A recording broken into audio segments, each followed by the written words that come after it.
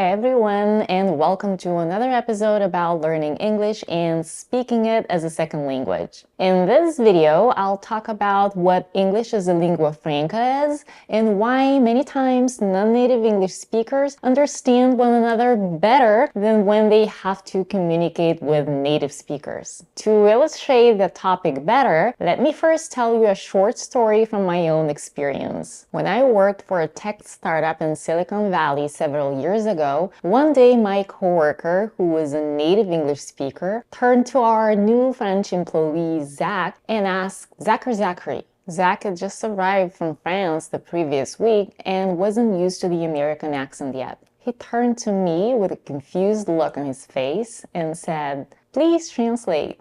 Mind you, he knew I didn't speak French, so why did he ask me to translate? At that moment, our American coworker looked startled as well. I explained to him that she was asking if he preferred to be called Zach or Zachary. This English to English translation is an example of how English is used as a lingua franca, or the common language for people whose native language is not English. For both Zach and me, English is a second language, but we use it as a tool to communicate, and we're able to exchange information in a more efficient way than when a native speaker was involved. But why was my French coworker confused even though he spoke English? Because what to the non-native ear might have sounded as Zach or Zachary was actually Zach or Zachary said in a way that is referred to as connected speech. Words get fused together and the full phrase may be harder to interpret by a non-native speaker. Research shows that it's pretty common for non-native English speakers to communicate with each other in English without a problem until a native speaker joins the conversation. I'll leave the source in the description box so you can check it out later. What usually confuses people who learn English as a second language is the way native speakers pronounce different sounds and link words together. Native speakers use connected speech and often hold their consonants at the end of certain words, which makes these words sound like different ones. Besides different pronunciations, Americans often use idioms and jargon that are unfamiliar to people from other countries. Expressions like break a leg, which means good luck, you knocked it out of the park, meaning you did something extremely well, or right off the bat, that means from the beginning, make non-native speakers doubt their English skills. American managers may often not realize that "you killed it" doesn't sound like a praise to some of their non-native employees. I have another video about American idioms. Check it out. I'll put the link in the description box. So let's talk about lingua franca. What is it anyway? The linguist Alan Firth, who specializes in cross-cultural settings and multilingual encounters, describes the term lingua franca as a contact language between persons who share neither a common native tongue nor a common culture. According to Wikipedia, the term comes from the Mediterranean lingua franca, a language spoken from the 11th to the 19th century around the Mediterranean basin, related to Italian and used in trading. Various other languages were used in this role throughout human history. They served as a way to exchange information in fields such as commerce, culture, religion, diplomacy, administration, and scientific research. Another early lingua franca that was used in the southeastern part of Europe was Old Church Slavonic. This was the first literary Slavic language and the ancestor of the modern-day Bulgarian, which is my native language.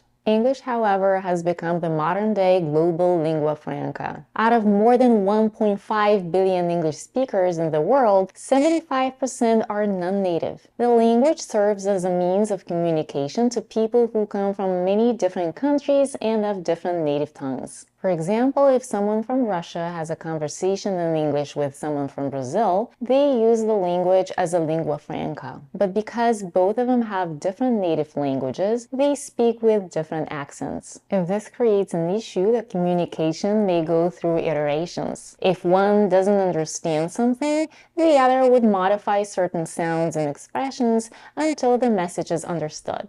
When I was learning English in the US, I had many classmates from all parts of the globe. I found it fascinating how people whose native languages were Bulgarian, Russian, Somali, Spanish, Portuguese, Swahili, Amharic, French, etc., were able to convey information to each other using one common language. But what was even more captivating was that occasionally our American teacher had trouble understanding something that was clear to the rest of us. The British linguist Jennifer Jenkins started researching this topic after having been in similar situations as an English teacher. She realized that non-native speakers were able to understand each other without having to use proper English or the English that she had taught them in the classroom. She noticed that if people had a problem understanding one another, they quickly adapted and adjusted the way they used the language. That is, they modified their grammar, vocabulary, and pronunciation.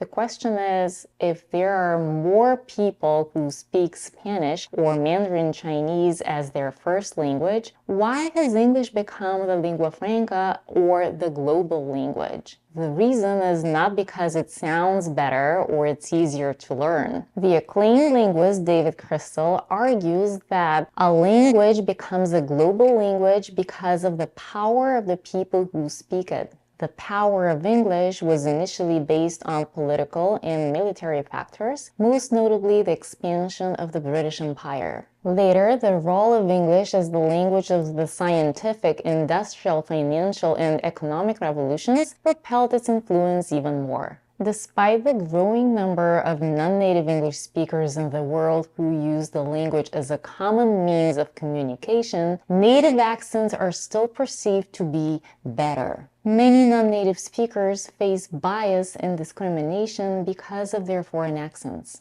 Given this information, how should English be taught? According to the linguist Jennifer Jenkins, the imposition of native speaker norms to the rapidly growing number of non-native speakers should change. Such norms attempt to limit the increasing diversity in the way people from different parts of the globe speak English. However, she points out that there is a hierarchical categorization even among non-native speakers based on the way they speak the language. She says that in conversations among non-native speakers, there is another level of power between these speakers. Some see different versions of English not as equal, but as having a hierarchy. This means that power strongly affects the way many non-native speakers see themselves and each other.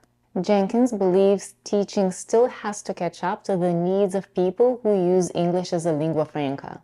Teachers should decide what to teach and how to move away from the basic rules they're used to. According to her, it's going to take some clever people to come up with new materials to fit students' needs. Jenkins does acknowledge, however, that in some situations, people's intention is to blend in with a certain group in order to feel a sense of belonging. It all depends on how, where, and with whom students intend to use English. There should be a variety of teaching methods to accommodate the learner's needs. By the way, I have another video about the different teaching methods when it comes to English as a second language and English as a foreign language. I also talk about the difference between them. I'll put the link in the description box below.